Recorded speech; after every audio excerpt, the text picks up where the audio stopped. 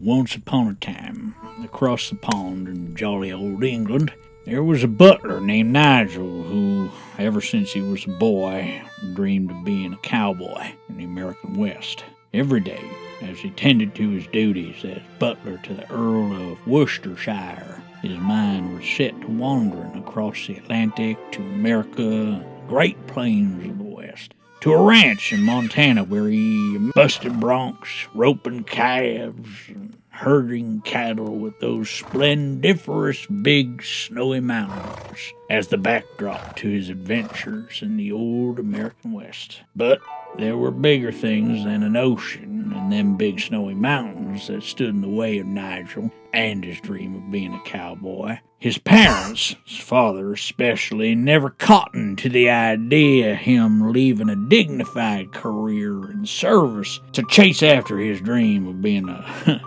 lowly cattle herder in America.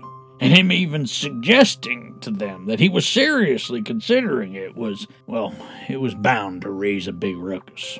Plus, he had never ventured beyond the grounds of the estate or experienced life outside the comfort and convenience of the Earl's mansion that had been his home for as long as he could remember. So the idea of moving to a strange new world was a little scary. And what if he tried but couldn't cut it as a cowhand? After all, the notion of failure was downright terrifying. Finally, one day, he decided that he had had enough of pretending to be happy in the life he was living when he knew in his heart he was meant to be a cowboy. It was his destiny.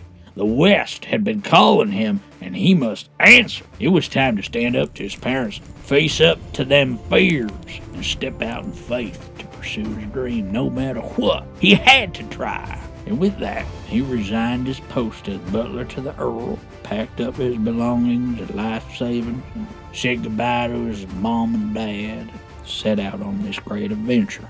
Upon arriving in Montana, Nigel landed a job as a ranch hand, bought him a new set of genuine Western duds, and commenced to learning the ropes of cattle herding, pardon the pun, in the hope of becoming an expert cowboy. Gain the acceptance of his fellow ranch hands as a bona fide member of their posse. But being unaccustomed to the ways of the West, Nigel didn't exactly fit in with the rest of the boys at first. He kind of stuck out like a sore thumb, you might say. So it became apparent to him that he had a powerful lot of work to do to adapt to this new way of life and new vocation. So he decided to appeal to his fellow ranch hands and help him settle in and learn their way. The boys, however, reckoned this to be a mighty fine opportunity to have a little fun with this funny-talking greenhorn from across the pond, and decided to treat themselves to a few laughs at this shaved-tail's expense, like sending him out to hunt the elusive North American snipe. I shouldn't laugh. I say, Roo-coo-ca-choo? Roo-coo-ca-choo? Is it working? Teaching him how to track and trap the legendary Western jackalope. I say, chicka-chee! Chicka-chee! I'm not sure that final note is correct. Is it chee? Fellows? And introducing him to the popular cowboy sport of bull riding. I say, get along, little doggy. Despite all their pranks, though, Nigel's enthusiasm and determination to succeed at being a bona fide cowboy never wavered, not in the slightest. And pretty soon, the boys all started noticing some things about him they didn't see at first. Like, for instance, due to all his fancy equestrian training back in England, he was a much finer horseman than any of them. And because of his good manners and fine gentlemanly ways, all the women folk had taken a real shine to him when they wouldn't as much as look at any of them cross-eyed. Besides, the big fall hoedown in town was coming up soon, and their prospects for finding a date for the dance were mighty slim. Pretty much none. Seems there might be a thing or two that they could learn from old Nigel, and Lord knows there was a lot of things that Nigel needed to learn from them. Maybe they should help each other. So, with that, Nigel and the boys struck an accord. In exchange for agreeing not to prank him anymore and to teach him how to be an expert cowhand, Nigel would school them all in proper etiquette and gentlemanly behavior. And in short order, Nigel had turned that sorry lot of sow's ears into silk purses.